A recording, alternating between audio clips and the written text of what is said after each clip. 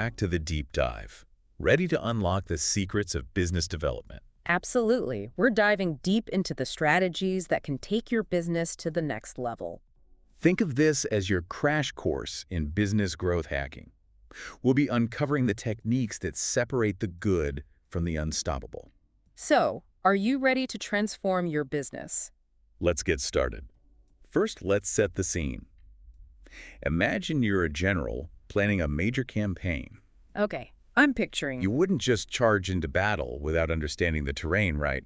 You need a lay of the land, a way to analyze your competitive battlefield. You're absolutely right. And that's where Porter's five forces come in. Porter's five forces, it sounds a bit intimidating. It might sound complex, but it's a powerful framework for understanding the forces that shape competition in your industry. So it's like a strategic map of my industry. Exactly. Think of it as a five-pointed star, each point representing a key force. Okay, I'm following. We've got the threat of new entrants, the bargaining power of suppliers, the bargaining power of buyers, Interesting. the threat of substitute products or services, and of course, the rivalry among existing competitors. So instead of just focusing on my direct rivals, I'm looking at the entire ecosystem.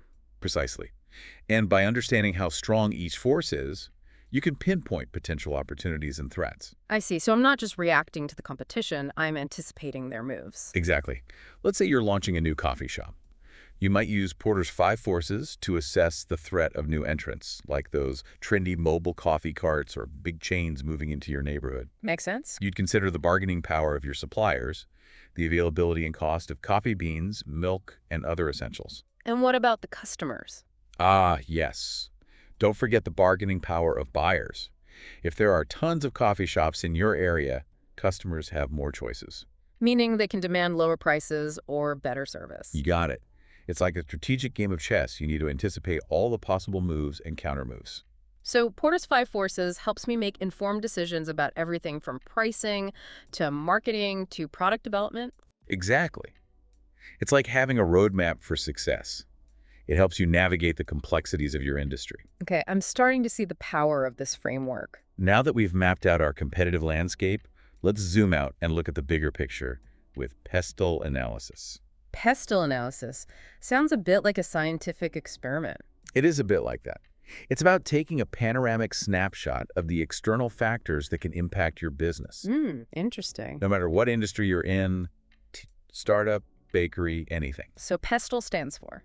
Political, economic, social, technological, environmental, and legal factors. Wow, that's a lot to consider. It is, but it's crucial for making informed decisions.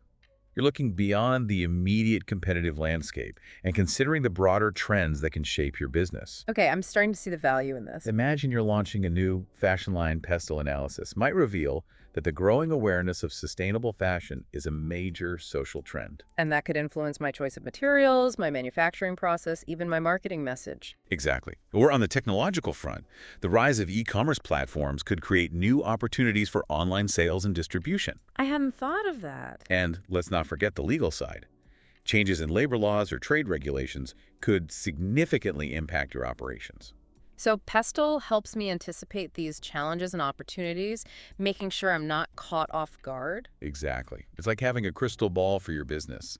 It helps you predict the future and prepare for what's to come. Well, maybe not a crystal ball, but it definitely gives me a strategic advantage. Absolutely.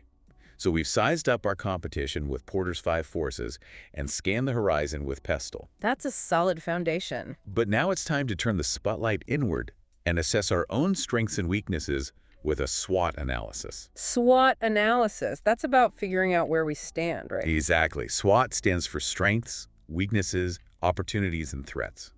It's a simple but powerful framework for understanding both the internal and external landscape of your business. So it's like a business checkup. Precisely. You identify what's working well, what needs improvement, and where the potential for growth lies. Okay, let's break that down. Imagine you're a restaurant owner. Your strength might include your prime location, a talented chef, a loyal customer base. But my weaknesses could be an outdated menu, lack of online presence, or high staff turnover. Exactly. Then you'd look for opportunities, like offering catering services, partnering with local businesses, or expanding your delivery options. And I can't forget about the threats, like rising food costs, new competitors entering the market, or changing consumer tastes. You got it. SWOT analysis helps you leverage your strengths, address your weaknesses, seize opportunities, and mitigate those threats. It's like creating a strategic roadmap based on a realistic assessment of my business. Absolutely. It helps you focus your efforts on the areas that will make the biggest impact. This is really helpful. Now, we've analyzed our industry with Porter's 5 Forces, scanned the broader environment with Pestle, and taken a deep dive into our own strengths and weaknesses with SWOT. It feels like we're building a solid foundation for success. We are. But now it's time to roll up our sleeves and dive into some techniques that can optimize processes and boost efficiency. Sounds good. What's first on the efficiency agenda? Let's start with a technique called benchmarking. It's all about learning from the best. Benchmarking. I'm guessing this involves comparing myself to others. You're on the right track.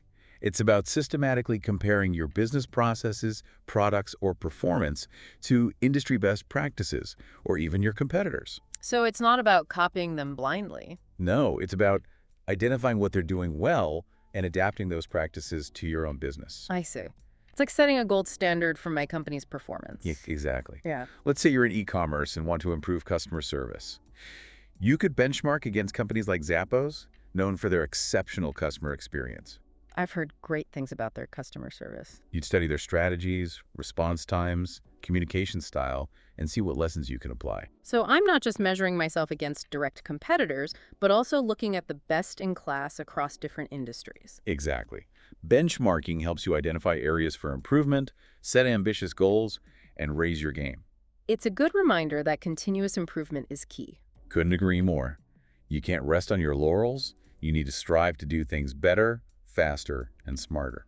Now that you mentioned continuous improvement, is there a specific technique that embodies that philosophy? There is. It's called Kaizen. Kaizen, that's a new one for me. Kaizen is a Japanese term that essentially means continuous improvement, but it's more than just a word, it's a mindset. Okay, tell me more. It's about making small, incremental changes over time, Yeah. rather than aiming for those big, sweeping overhauls. So it's not about disrupting everything at once. Right. It's about fostering a culture of continuous improvement where everyone is empowered to contribute. That sounds powerful. Think of it as a marathon, not a sprint. Yeah. You're making small adjustments, tweaking processes, finding efficiencies, and always looking for ways to improve. I can see how that would lead to big changes over time. Imagine you're a software company using Kaizen. Your development team might hold daily stand-up meetings to identify and address any roadblocks in their workflow. And my customer support team could use feedback forms to gather suggestions for improving the user experience. Exactly. And by implementing these small but consistent changes, you gradually enhance your overall performance and customer satisfaction. I like it. It's about creating a culture where everyone is a problem solver and innovation is just part of the daily routine. Precisely.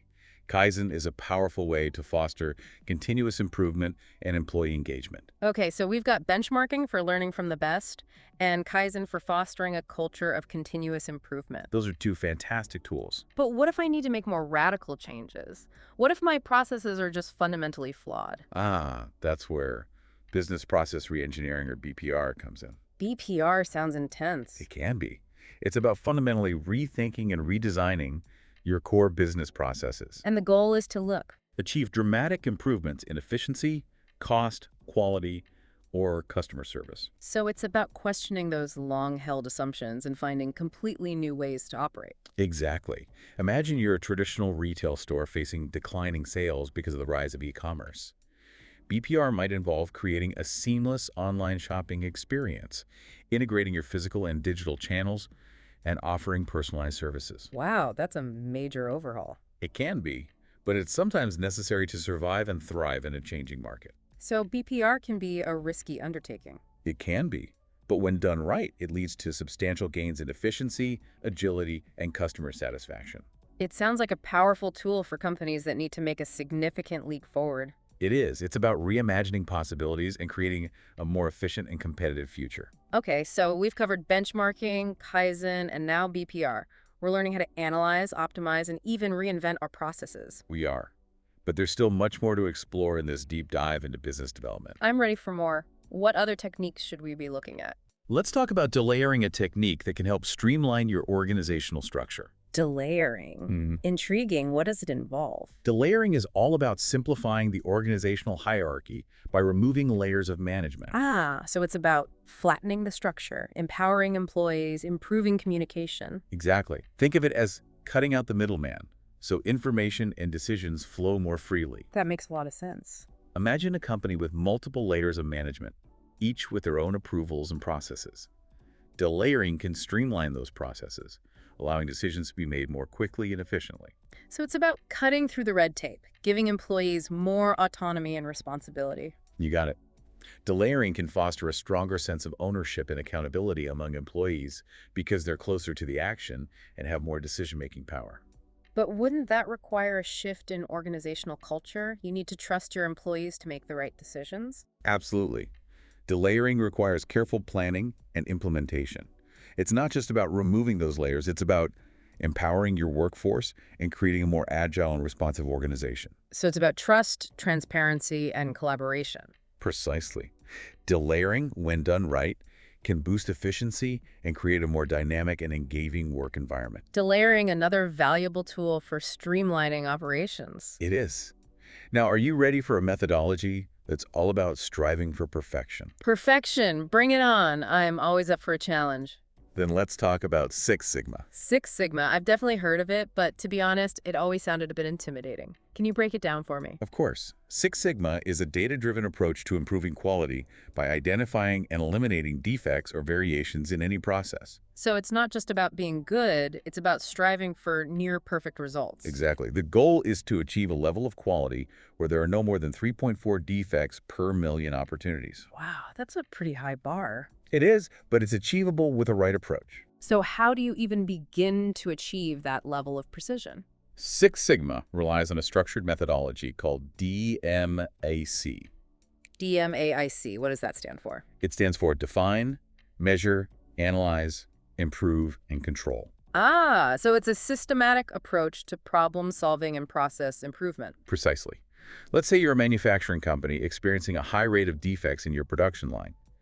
You'd use Six Sigma to define the problem, measure the current defect rate, analyze the root causes of those defects, implement improvements to the process, and then establish controls to ensure the improvements are sustained. So it's about data analysis, continuous monitoring, and a relentless pursuit of quality. You got it. And the great thing about Six Sigma is that it's been successfully implemented in a wide range of industries. Really? Oh yeah, from healthcare to finance to software development. Okay, Six Sigma demystified. What other techniques do we have in store for us in this business development deep dive? Let's shift gears a bit and explore a technique that helps you prepare for the unexpected. The unexpected. In the business world, that seems like it happens every day. You're telling me. But with this technique, we'll be ready for it. It's called scenario planning. Scenario planning. Are we talking about time travel here? Not quite time travel, but it does involve thinking ahead and anticipating different possibilities. Okay, I'm intrigued. Tell me more. Instead of relying on a single forecast, scenario planning encourages you to develop multiple scenarios ranging from optimistic to pessimistic. So it's about preparing for different eventualities, even if they seem unlikely. Exactly. It's about challenging assumptions and avoiding being blindsided by those unforeseen events. Okay, I can see how that would be helpful, especially in today's unpredictable world. Let's say you're a real estate developer concerned about rising interest rates. You might develop a few scenarios, one where rates rise gradually, one where they spike sharply, and one where they remain relatively stable. And then I develop strategies to respond to each of those scenarios, adjusting my pricing, my marketing, my development plans accordingly. Exactly. It's about having a plan B and a plan C, just in case things don't go according to plan A. Scenario planning sounds like a valuable tool for navigating the uncertainties of the business world. It is. It's about being proactive and adaptable, thinking ahead and preparing for a range of possibilities. Okay, scenario planning added to the toolkit. What else is on the agenda for our business development deep dive? Let's explore a business model that can offer rapid expansion franchise agreements. Franchising. I've always been curious about how that works. Well, a franchise agreement is a legal and commercial relationship between two parties, the franchisor and the franchisee. So there's the owner of the brand and the person who wants to use it. Right. The franchisor owns the brand and the business model, while the franchisee pays for the right to operate a business under that brand and system. So it's like a blueprint for success, where the franchisee gets to leverage a proven model and brand recognition. Exactly. The franchisor provides training, support, marketing materials, and the franchise invests capital, operates the business, and pays royalties to the franchisor. Makes sense. It seems like a win-win situation. The franchisor expands their brand without having to manage each location, and the franchisee gets a head start with a proven system. It can be, but it's not without its challenges. What kind of challenges? Well, it's essential to do thorough research and due diligence before entering into a franchise agreement. Okay, what should I be looking for? You need to understand the franchisor's track record, the level of support they provide, the financial obligations involved, and all the terms of the agreement. So it's not a get-rich-quick scheme. Definitely not. It requires careful consideration and a strong partnership between the franchisor and the franchisee. But when done right, it can be a powerful engine for growth. Absolutely. Now let's shift our focus to a critical aspect of business that many overlook: crisis management. Crisis management, that sounds a bit intense. It can be, but every business needs to be prepared for the unexpected. True, you never know what's around the corner. Crisis management is about having a plan in place to effectively deal with events that could threaten your business's reputation or operations. So it's about being proactive and having a system in place to respond quickly when things go wrong. Exactly. A crisis could be anything from a product recall to a natural disaster to a social media firestorm. Those are some pretty serious situations. They are. And the key is to be prepared with a clear plan of action. I imagine it involves a lot of quick thinking and damage control. It does. But it's also about clear communication, transparency, and a commitment to doing the right thing. Can you give me an example of good crisis management? Think about how Johnson & Johnson handled the Tylenol tampering incident back in the 1980s. They acted swiftly, pulled products from shelves, communicated transparently with the public, and redesigned their packaging to enhance safety. That's a great example of how decisive action and clear communication can help protect a brand during a crisis. Absolutely. It's also crucial to learn from crises, identify vulnerabilities, and implement measures to prevent similar events from happening again. Crisis management, definitely a crucial skill for any business leader. Couldn't agree more.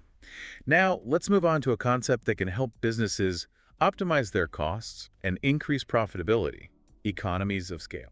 Economies of scale. I vaguely remember learning about this in economics class. A refresher is always helpful. Economies of scale refer to the cost advantages that businesses achieve as their production volume increases. So in simpler terms, as you produce more, your average cost per unit decreases. You got it. It's about leveraging your size and volume to reduce costs and become more competitive. I can see how that would be a major advantage. It is, and there are two main types of economies of scale: Yeah. internal and external. Okay, let's break those down. What are internal economies of scale? Internal economies of scale are cost advantages that arise from within a company's own operations, such as increased specialization of labor, more efficient use of technology, and better bargaining power with suppliers. So it's about optimizing your internal processes to become more efficient as you grow. Precisely.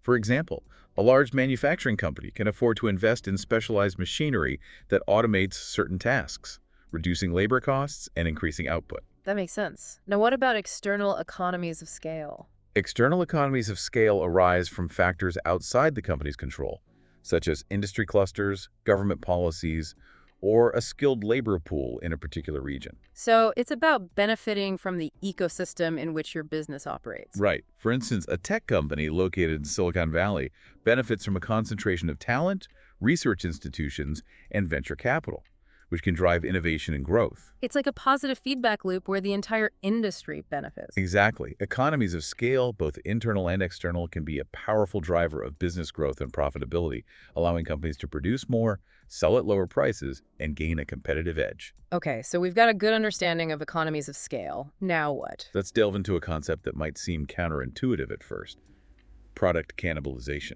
Product cannibalization. That sounds a bit like self-sabotage. It might seem strange, but sometimes disrupting your own products can be a strategic move. I'm intrigued. Tell me more. Product cannibalization is the practice of intentionally releasing a new product or service that competes with your existing offerings. So it's about disrupting yourself before someone else does. But when does this strategy actually make sense? There are several scenarios where product cannibalization can be beneficial. For example, if you see a shift in market trends or technology, you might cannibalize your own products to avoid being left behind. Can you give me a real-world example? Think about Apple releasing the iPhone. They knew it would cannibalize sales of their iPod, but they recognized that smartphones were the future and chose to lead the charge rather than be disrupted by competitors. Wow, that's a bold move. It was, and it paid off big time. They understood that clinging to outdated products can be more harmful than embracing innovation, even if it means disrupting your own success. That's a powerful lesson. It's about being proactive, anticipating market shifts, and having the courage to cannibalize your own products before someone else does. Precisely. Now, let's move on to a technique for setting clear goals and tracking progress management by objectives, or MBO. MBO, that sounds like a very goal-oriented approach. It is. MBO is a strategic management model that emphasizes collaboratively setting specific, measurable, achievable, relevant, and time-bound objectives. So it's about setting smart goals and making sure everyone is working together towards a common vision. Exactly. MBO involves a cycle of setting objectives, developing action plans, regularly monitoring progress, and providing feedback and support. It sounds like a structured and transparent way to manage performance. That's the goal. By clearly defining expectations and tracking progress, MBO can improve communication, increase accountability, and drive better results. Can you give me a real-world example of how MBO might be implemented? Let's say a marketing team is working on a new campaign. They might set smart objectives for website traffic, lead generation, and sales conversions. Then they would develop action plans, regularly monitor their progress against those objectives, and make adjustments as needed. So it's about breaking down those big, overarching goals into smaller, more manageable steps, and then tracking those steps to ensure progress. Exactly. And by involving employees in the goal-setting process, MBO can foster a sense of ownership and motivation. This is a great framework. It is. It's a classic management technique that remains relevant and effective. It's about setting a clear course and working together to achieve success. MBO added to the toolkit. What's next? Let's delve into a strategy that can help businesses access specialized skills and resources. Outsourcing. Outsourcing. Can you give me a refresher on the key benefits and considerations? Sure. Outsourcing is the practice of contracting specific business functions or tasks to external providers. It can range from hiring a freelance writer to handing over entire departments like IT or customer service. So it's about leveraging external expertise to streamline operations and focus on your core competencies. Exactly. Outsourcing can offer several advantages, including cost savings, access to specialized skills, increased efficiency, and greater flexibility. I can see how those benefits would be appealing to startups and small businesses. You're right. But outsourcing also comes with its own set of considerations. It's important to choose the right outsourcing partners, establish clear contracts, and maintain open communication throughout the process. So it's not just about handing off tasks and hoping for the best. No, it requires careful planning, communication, and ongoing management to ensure success. Outsourcing a valuable tool when used wisely. Absolutely. We've covered a lot of ground in this deep dive so far, from analyzing our environment to optimizing processes to streamlining structures and even embracing strategic disruption. It's been a lot to take in, but I'm feeling much more equipped to navigate the complexities of the business world. That's great to hear. But remember, this is just the beginning. There's always more to learn, and the key is to never stop exploring, experimenting, and adapting these techniques to your unique business needs and goals. Well said. I'm excited to keep learning. I'm excited to keep learning. That's the spirit. Now, in this part of our deep dive, we're going beyond those specific techniques. Okay, going deeper, I like it. We'll be exploring the mindset and the big picture factors that truly drive business growth. Sounds good to me. What are the key success factors we need to focus on? Well, first and foremost, you absolutely need to know your target market inside and out. That makes sense. If you don't know who you're selling to, how can you create products they'll actually want? Exactly. It's about more than just basic demographics like age or income. It's about understanding their deeper needs, their pain points, their aspirations. You got it. Think of it like building a detailed profile of your ideal customer. So I can tailor everything I do to resonate with them. Precisely. Imagine you're launching a new fitness app. You wouldn't just target everyone, right? Definitely not. That would be way too broad. You need to figure out who your ideal user is. Okay, so maybe busy professionals who are looking for quick workouts. Or stay-at-home parents seeking kid-friendly routines. Right, or maybe people with specific fitness goals, like marathon training or strength building. Exactly.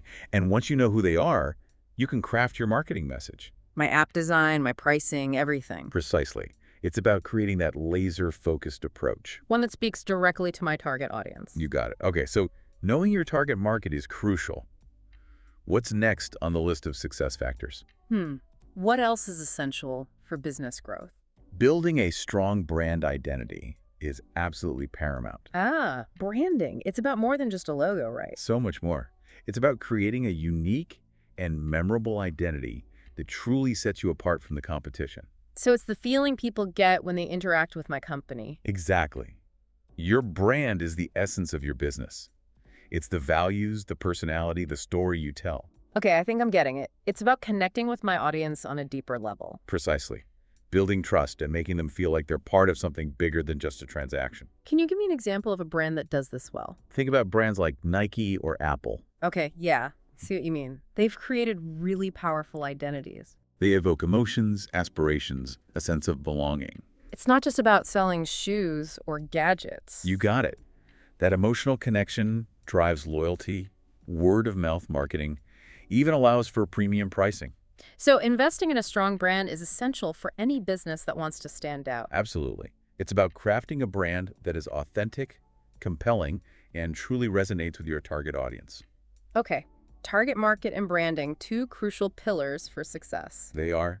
Now here's another one. You can have the best product in the world, but without strong relationships, your business won't go very far. Relationships. That makes sense. Business is all about people, right? Absolutely. It's Yeah. about cultivating those meaningful connections with all your stakeholders. So my customers, suppliers, partners, even my competitors. You got it. Sometimes your competitors can become valuable collaborators or sources of inspiration. That's an interesting thought. How so? Think about the craft brewing industry. Many small brewers collaborate on events, share resources, and learn from each other's techniques. Oh, I see. It's like a rising tide lifts all boats. Exactly. Fostering strong relationships is about building a network of support and collaboration. It's about creating a community around my business. Precisely.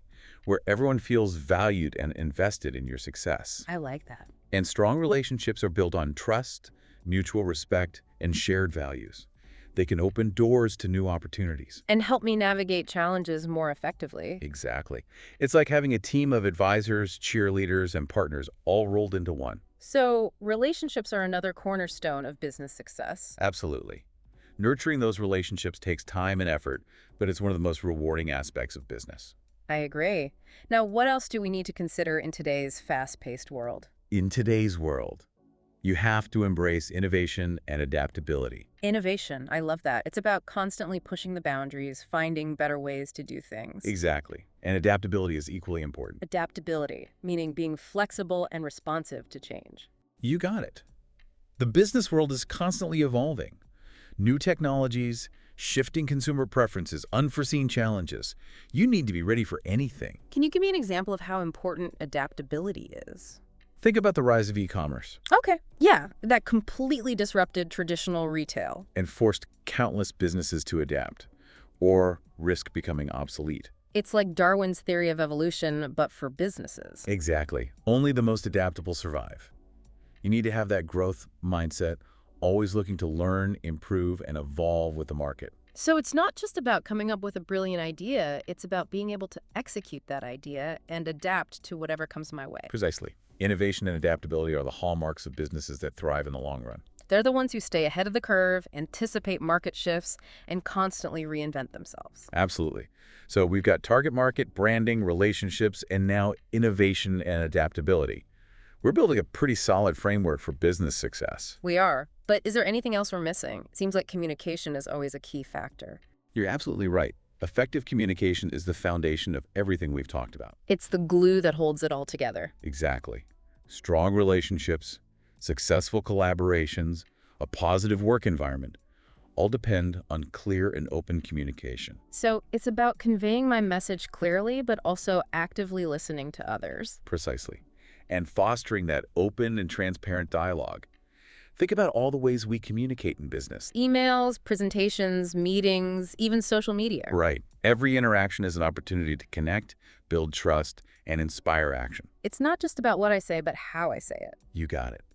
Effective communication can make or break a product launch, a negotiation, even a relationship. It's like the oil that keeps the engine running smoothly. Well said. Investing in communication skills is essential for any business that wants to build strong relationships, create a positive work environment, and achieve its goals. Communication, the final piece of the puzzle.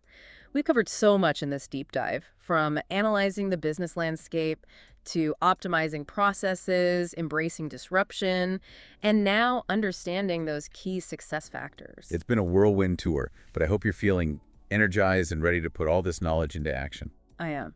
But before we move on, are there any final words of wisdom you'd like to share? Absolutely. Remember, business development is an ongoing journey. It's about constantly seeking new knowledge, embracing innovation, and adapting to those ever-changing dynamics of the marketplace. Wise words. So what's next in our deep dive? Where do we go from here? Let's take a step back and reflect on something that's essential for long-term success. Okay, I'm intrigued. What is it? Continuous learning and development. Continuous learning and development. I like the sound of that. It's essential in the business world. The moment you think you know it all, you start falling behind. True. The business landscape is always changing, and new challenges and opportunities are always popping up. Think about all the technological advancements in just the past few years. AI, blockchain, the metaverse, it can feel overwhelming. It's like trying to drink from a fire hose. How do we even keep up? That's a good question. It's all about cultivating that mindset of curiosity, that thirst for knowledge. So being open to new ideas and embracing challenges. Exactly. Yeah. And it's not just about individual learning, it's about creating a culture of learning within your organization. Oh, I see. So encouraging my team to learn and grow together. Precisely. Encourage them to attend conferences, take online courses, read industry publications. Even just having conversations with people outside their usual circles. You got it. Create an environment where learning is valued and integrated into your company culture. Continuous learning, a crucial mindset for success in the ever-changing world of business. Absolutely. It's the fuel that powers innovation, adaptability, and long-term growth. This deep dive has really opened my eyes to the many facets of business development. It's more than I ever imagined. There's a lot to take in. Yeah. Now let's shift gears and talk about something that's often overlooked, but incredibly important. Okay, what is it? Ethical considerations in business. Ethics. Isn't doing business ethically just common sense? It should be, but unfortunately we see plenty of examples where it's not. That's true. It seems like every day there's a new scandal about a company behaving badly. It's a reminder that we, as business leaders, have a responsibility to uphold ethical principles in everything we do. So it's about more than just following the law. Exactly. It's about doing what's right, even when no one is watching. It's about building a business you can be proud of. Precisely. A business that aligns with your values and contributes positively to society. Can you give me an example of a company that's doing this well? Think about companies like Patagonia or Ben & Jerry's. Okay, yeah, I see what you mean. They've built their brands around ethical and sustainable practices. They're proof that doing good and doing well are not mutually exclusive. In fact, they often go hand in hand. Exactly.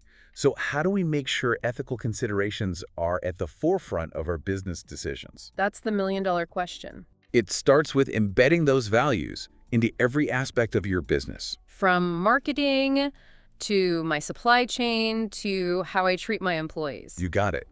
It's about building trust with your customers, attracting top talent, and creating a positive impact on the world. Ethical business practices crucial for long-term success. They are. Now, with that in mind, let's explore one more crucial aspect of business development. I'm all ears. What is it? Corporate social responsibility, or CSR. CSR. I hear that term all the time, but I'm still not entirely sure what it means. It's about recognizing that businesses have a responsibility to operate in a way that benefits not just their bottom line. But also society and the environment. You got it. It's about integrating social and environmental concerns into everything you do. So it's more than just making a donation to a charity. Right. It's about weaving those values into the very fabric of your business. Can you give me some examples of what CSR looks like in practice? Absolutely. Patagonia, again, is a fantastic example. They're really walking the talk. They've built their entire brand around environmental sustainability, fair labor practices, and giving back to environmental causes. What about other examples? Think about Ben & Jerry's. They've been longtime advocates for social justice, fair trade, and environmental protection. They even create ice cream flavors with social messages, right? They do. It's a clever way to raise awareness about important issues. It seems like CSR is becoming more than just a nice-to-have. It's a must-have for businesses that want to succeed. You're right. Consumers, especially younger generations, are looking for brands that align with their values. So CSR is good for business and good for the world. Exactly. It can enhance your reputation, attract and retain talent, and even give you a competitive edge. It's a win-win. It is. And it doesn't have to involve grand gestures. It can be simple things. Right. Sourcing your materials locally, reducing waste, supporting a local charity, it all adds up. Small steps towards a bigger goal. Exactly. We've covered a lot of ground in this deep dive, from strategic analysis to ethical considerations to the importance of continuous learning and social responsibility. My head is spinning, but in a good way. It's been a whirlwind tour of the world of business development, but hopefully you're feeling empowered and inspired. I definitely am. Thanks for taking me on this journey. It's been a pleasure. Now remember, this is just the beginning. Keep learning, keep experimenting, and never be afraid to challenge the status quo. I won't. And to all our listeners, we hope this deep dive has sparked some new ideas and giving you the tools to build a thriving business that's both profitable and purpose-driven. We'll see you next time. Until then, keep those entrepreneurial wheels turning.